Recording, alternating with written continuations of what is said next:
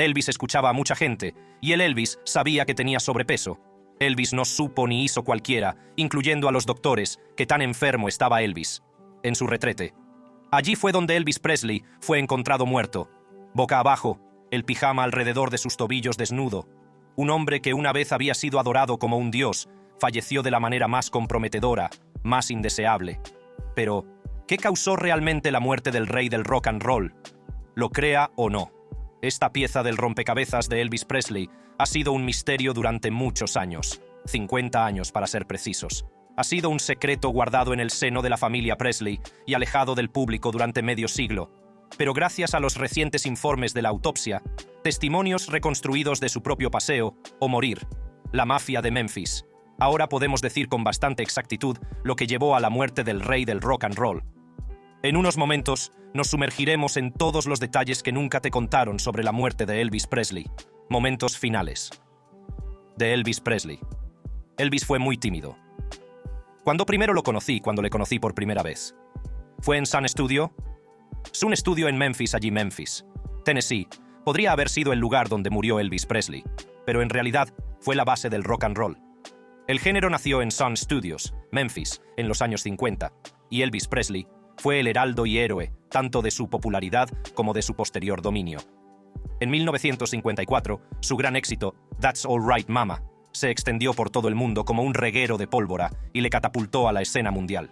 Sin embargo, a finales de la década de 1970, la vida de Elvis Presley dio un vuelco y se sumió en una espiral de drogadicción que le llevó directamente al aislamiento y al deterioro de su salud. Detrás de la ostentación y el glamour se escondía una realidad inquietante, y no era un secreto. Su círculo íntimo era plenamente consciente. En aquella época, e incluso mucho antes, su círculo estaba formado por un grupo de hombres duros como uñas, conocidos como la mafia de Memphis. Hablamos de Joe Esposito, que era el capataz de la mafia de Memphis y confidente de Elvis, Billy Smith, que era primo de Elvis, Marty Lacker, que era el contable de Elvis, Lamar Fike, que era el jefe de seguridad de Elvis y responsable de algunas de las películas de Elvis, Sonny West y Jerry Schilling, que eran los guardaespaldas personales de Elvis, y Larry Geller, que era el peluquero y guía espiritual de Elvis. Los miembros de la mafia de Memphis eran gente establecida por derecho propio, actores, cantantes, directores, pero seguían a Elvis a todas partes, y lo sabían casi todo, como que Elvis dependía en gran medida de medicamentos recetados para hacer frente a las presiones de su carrera y su vida personal, porque lo que mucha gente no sabía en ese momento era el hecho de que Elvis no era el tipo para las luces del escenario y los focos. Como dijo B.B. King, era un hombre tímido. No estaba hecho para el tipo de fama y fortuna que le asfixiaba. En el fondo, era un simple chico de campo. Siempre lo había sido y siempre lo sería. Y por eso tenía tantos amigos, muchos hombres en los que confiaba profundamente. Elvis era un individuo muy tímido y retraído. He didn't like to be around new people. He didn't trust them. He trusted us. Éramos una fuente de consuelo. Podía ser lo que quisiera cuando estaba con nosotros. Podía ser él mismo. Sin embargo, ni siquiera esto era suficiente, y es por eso que su dependencia de las drogas se convirtió en una característica definitoria de la vida de Elvis durante este período. Ahora, combina esto con su aislamiento, y Elvis se encontró solo la mayoría de las veces cuando no estaba de gira, y especialmente cuando la mafia de Memphis no estaba cerca. Se retiraba del ojo público y se encerraba en su mansión de Graceland. La reclusión de Elvis estaba alimentada por un profundo sentimiento de soledad y un deseo de intimidad. Anhelaba una sensación de normalidad que parecía escapársele. La presión de la fama y el constante escrutinio de los medios de comunicación hicieron mella en su bienestar mental. En los últimos meses previos a la muerte de Elvis, la situación empeoró. Su consumo de drogas aumentó y su aislamiento del mundo exterior se acentuó. Sin embargo, Elvis quería que el espectáculo continuara. A pesar de que le destrozaba, no podía parar. Elvis, a pesar de sus problemas, seguía comprometido con su agitada agenda de giras. Este horario ocupado fue orquestado por su gerente, coronel Tom Parker, un hombre de negocios astuto y jugador degenerado, como un medio para sostener su adicción al juego. El coronel Parker fue probablemente uno de los jugadores más degenerados que he conocido en mi vida. En Nevada, solían decir, su dinero no vale nada. Jugaba a la ruleta y ponía fichas en cada número. Jugaba a los dados y apostaba el cuerno, el centro. El más Elvis giró. El más dinero coronel Tom Parker consiguió para malgastar en la mesa de juego. El sueldo de coronel Tom Parker era 50% de las ganancias de Elvis en aquel tiempo para su papel de gerente. Sorprendentemente, Elvis no se sentía estafado a pesar de que el coronel también controlaba el merchandising y otros asuntos no relacionados con la música, lo que hacía que Elvis ganara menos que su manager. Además, años de gastos extravagantes, junto con las exigencias financieras de su séquito y sus negocios, le dejaron en un estado de inestabilidad financiera.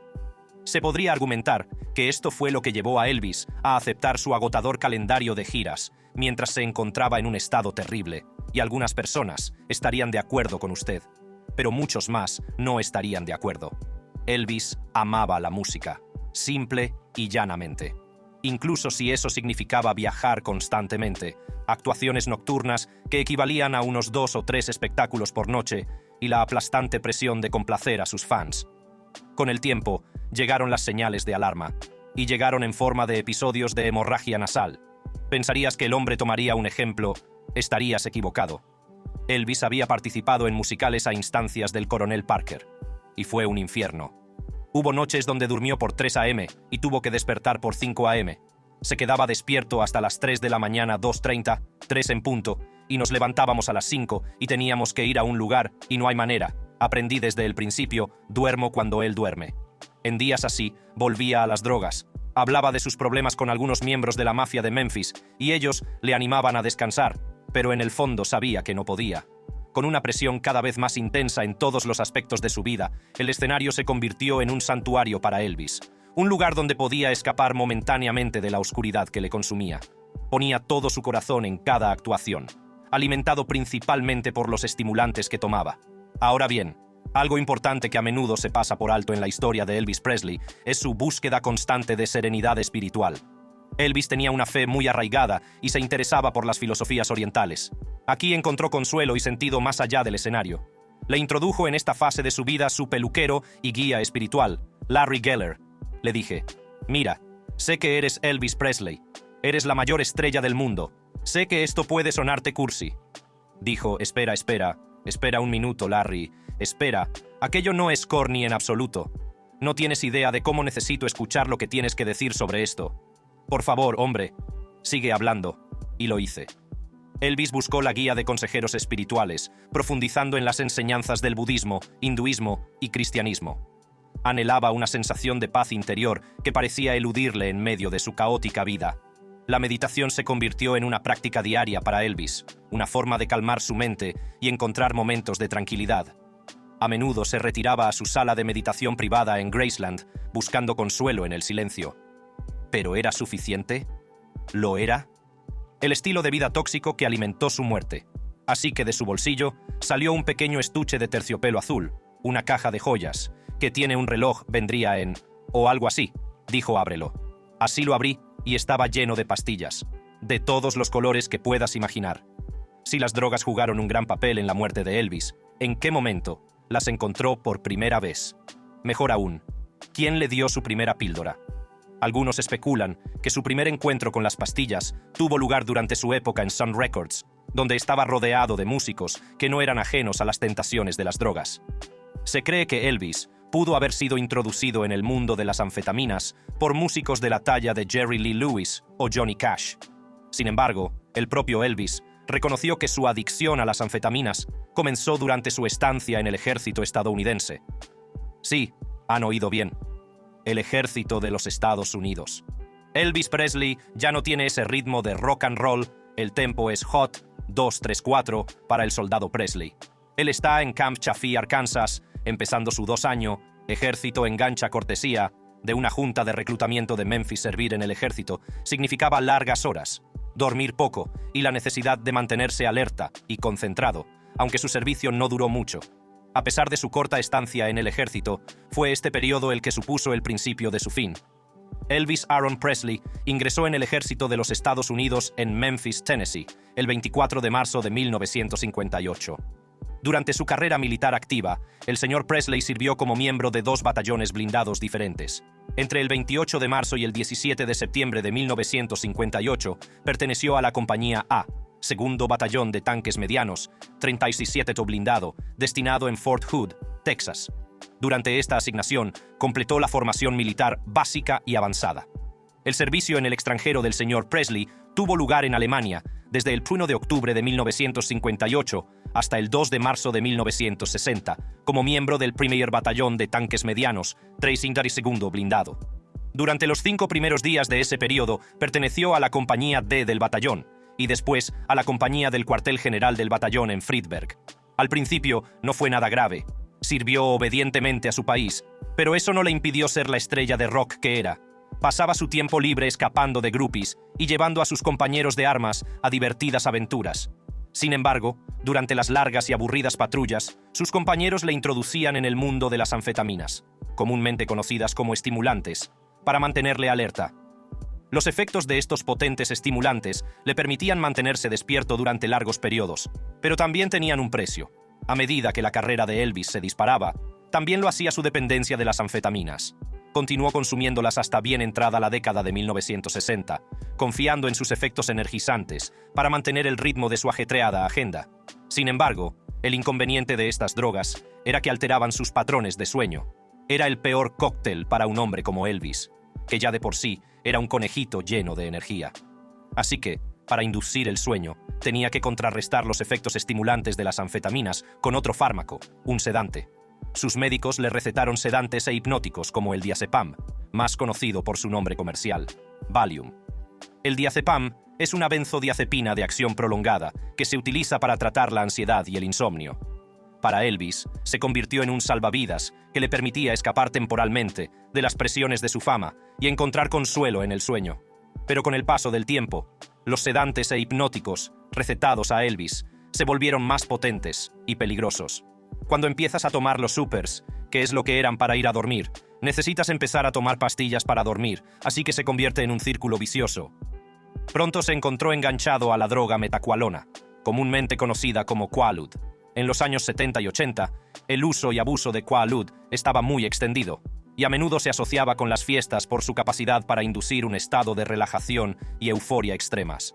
Desgraciadamente, Elvis fue víctima del encanto de estos potentes sedantes. La adicción de Elvis Presley a las pastillas con receta llegó a un punto sin retorno, y el alcance de su dependencia fue escandaloso cuando se reveló en el momento de su muerte. Cuando Elvis falleció en 1977, durante la autopsia se encontraron en su organismo un total de 14 drogas diferentes. De ellas, 10 estaban presentes en cantidades significativas, lo que indica que las había consumido 1 o 2 días antes de su muerte. Entre las drogas encontradas en el organismo de Elvis estaban la codeína y la morfina. La codeína, un jarabe para la tos comúnmente recetado, puede haber sido el punto de partida del consumo de opiáceos de Elvis. La presencia de morfina sugiere que podría haber sido el resultado del metabolismo de la codeína. Estos 2 potentes opioides por sí solos habrían sido motivo de preocupación, pero eran solo la punta del iceberg. Tuve una situación que debo contarles, en la que Demerol, un Demerol líquido, llegó a mi casa en Mondaville Drive, a nombre de mi hijo. Y mi hijo era como 4 o 5 meses de edad. La adicción de Elvis fue alimentada por un cóctel masivo de benzodiazepinas y barbitúricos, que son altamente adictivos y potencialmente letales cuando se toman en cantidades excesivas. A Elvis también le recetaron otros sedantes hipnóticos que incluían etanoato y éter cloroformo, vendidos bajo la marca Placidil. La combinación de todos estos fármacos creó un brebaje mortal que puso en peligro la vida de Elvis. Sin embargo, hay algo importante que señalar. Gran parte de las drogas que Elvis tomaba en aquella época eran prácticamente imposibles de obtener legalmente. El hecho de que tuviera acceso a medicamentos tan potentes y peligrosos demuestra hasta qué punto llegaron sus médicos para satisfacer sus demandas. Es esencial comprender el contexto de la educación de Elvis y las circunstancias que contribuyeron a su dependencia de las pastillas recetadas. Elvis procedía de un entorno de extrema pobreza, donde el acceso a una atención sanitaria adecuada era limitado. De niño, es probable que no recibiera la atención médica o los medicamentos que necesitaba, lo que puede haber contribuido a su vulnerabilidad a la adicción en etapas posteriores de su vida.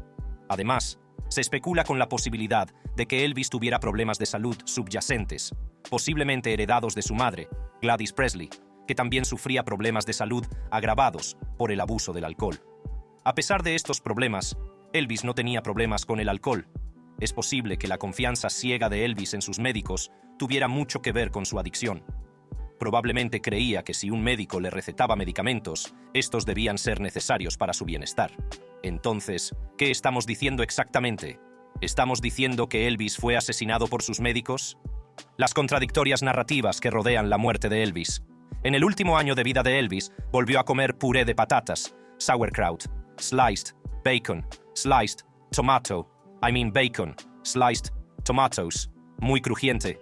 Y dije, ¿sabes lo que estás haciendo aquí? ¿Qué quieres decir? Dije que estás de vuelta. Es por eso que solías comer en el 57.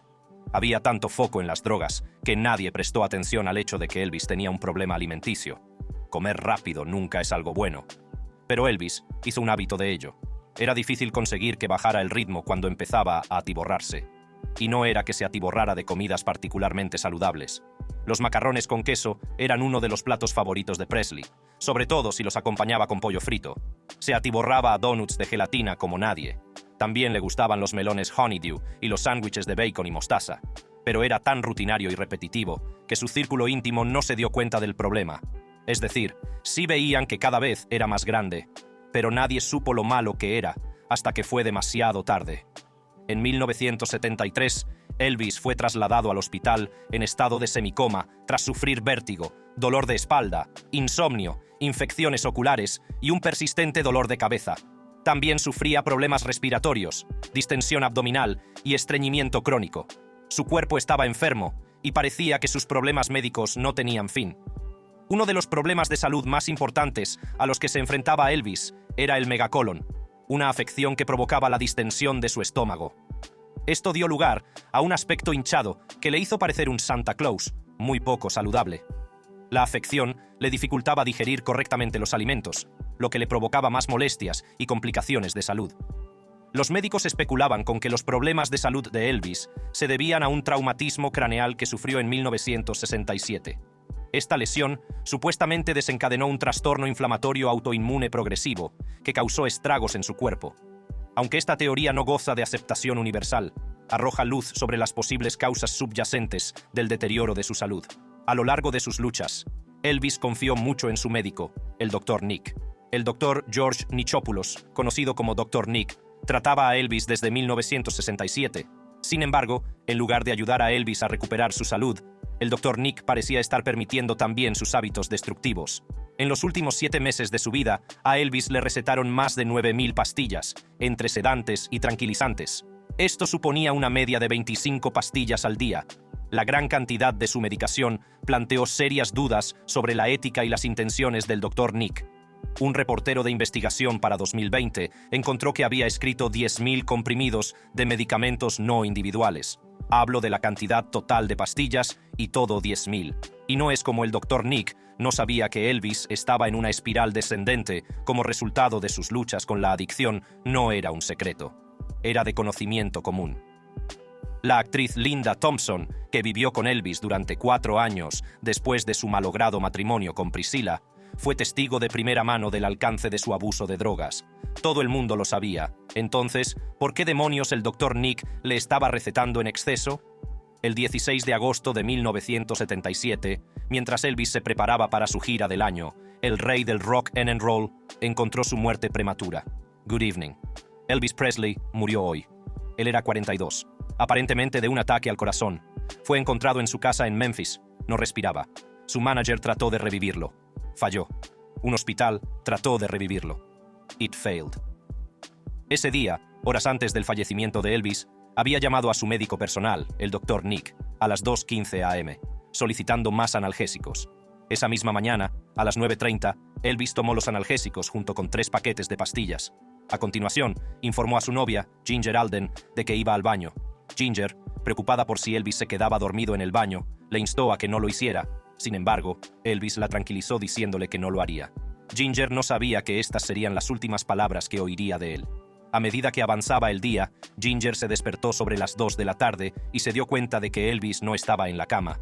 Al principio, no se preocupó demasiado, ya que Elvis solía tener sus rutinas y a veces se paseaba por la casa. Pero a medida que pasaba el tiempo, su preocupación aumentaba y empezó a buscarlo. Fue durante esta búsqueda cuando Ginger hizo un horrible descubrimiento. Encontró el cuerpo sin vida de Elvis en el cuarto de baño. Sus ojos antaño brillantes, estaban inyectados en sangre y miraban fijamente al frente. Una visión inquietante que quedaría grabada para siempre en su memoria. Ginger llamó inmediatamente a la policía, frenética y desesperada en busca de ayuda. Su road manager se enteró e intentó reanimar a Elvis en vano. El investigador médico declaró que Elvis llevaba muerto unas horas antes de ser encontrado. Los paramédicos del Departamento de Bomberos de Memphis acudieron al lugar para ayudar a retirar el cuerpo de Elvis. Sin embargo, debido a su excesivo peso, 252 libras, necesitaron ayuda adicional para subirlo a la camilla. La causa inmediata de la muerte de Elvis se atribuyó inicialmente a un ataque al corazón. El forense del condado, el Dr. Jerry Francisco, anunció que Elvis había muerto de una arritmia cardíaca, una afección caracterizada por ritmos cardíacos irregulares. Sin embargo, uno de los médicos que examinó el cuerpo de Elvis, Noel Florendo, rebatió la teoría del infarto. Afirmó que no había indicios de infarto y creía que la causa de la muerte de Elvis fue la polifarmacia, la interacción de varios fármacos. Estas opiniones contradictorias echaron más leña al fuego de las especulaciones sobre la verdadera causa del fallecimiento de Elvis. Las contradictorias narrativas en torno a la causa de la muerte de Elvis se extendieron más allá de la comunidad médica. Los medios de comunicación y el público estaban hambrientos de respuestas. La controversia en torno a la muerte de Elvis llevó a una empresa contratada por su familia a realizar una autopsia privada. Los resultados de esta autopsia permanecerán sellados hasta 2027, pero personas presentes en la misma filtraron algunos detalles francamente embarazosos en torno a la muerte de la estrella del rock. Según ellos, la autopsia demostró que, como consecuencia directa de su terrible dieta, Elvis sufría estreñimiento crónico y la autopsia reveló que tenía heces compactadas de 4 meses de antigüedad en el intestino. El cantante también tomaba un cóctel de medicamentos y le habían recetado casi 9.000 pastillas, viales e inyecciones en los 7 meses anteriores a su muerte. Citando directamente a uno de los agentes, el estreñimiento crónico de Presley provocó lo que se conoce como maniobra de Valsalva. En pocas palabras, el esfuerzo de intentar defecar comprimió la aorta abdominal del cantante, apagando su corazón. De todo esto, se deduce que fue una combinación de comer en exceso, un estilo de vida estresante, las drogas y el aislamiento, lo que provocó la dolorosa muerte de Elvis. Pero no podemos irnos todavía. Hay una pieza más en el rompecabezas que necesita ser completada. Y ese es el Dr. Nick. El Dr. Nick empezó a tratar a Elvis en 1967 y con los años, su relación evolucionó hasta convertirse en algo más que una simple dinámica médico-paciente. El Dr. Nick se convirtió en un confidente de confianza que proporcionaba a Elvis consejos médicos y los medicamentos que deseaba. Y es esta última parte la que se convirtió en objeto de debate. ¿Por qué el Dr. Nick seguía suministrando a Elvis cantidades tan excesivas de medicamentos? Algunos argumentan que simplemente satisfacía las demandas de Elvis, temiendo que si no le suministraba los medicamentos, Elvis se pasaría a las drogas callejeras. Sin embargo, esta justificación plantea problemas éticos. Se ha informado de que llevaba 3 maletas llenas de medicamentos donde quiera que viajara con Elvis. Era prácticamente su camello. Y tras la muerte de Elvis, tuvo que responder a las preguntas que nos habíamos hecho a lo largo de este vídeo. ¿Por qué? En 1980, el Dr. Nick se enfrentó a esa pregunta en un tribunal. Su licencia médica fue suspendida y fue acusado de 14 cargos de delito grave de prescripción excesiva de medicamentos. El Dr. George Nakopoulos fue acusado en mayo de 1980 sobre prescripción de medicamentos a 11 personas. Ex-Watergate fiscal James Neal lo defenderá. Nos declararemos inocente. 12 cargos acusan al Dr. Nikopoulos de prescribir ilegalmente y criminalmente prescribir sustancias controladas. Sin embargo, fue finalmente absuelto de estos cargos. El Dr. Nick moriría el 24 de febrero de 2016, dejándonos con más preguntas que respuestas. Respuestas que esperamos sean respondidas cuando la autopsia sea finalmente desvelada en 2027. Si te ha gustado esta exposición, haz clic en un vídeo de tu pantalla para ver aún más mini documentales interesantes como este, y nos vemos allí.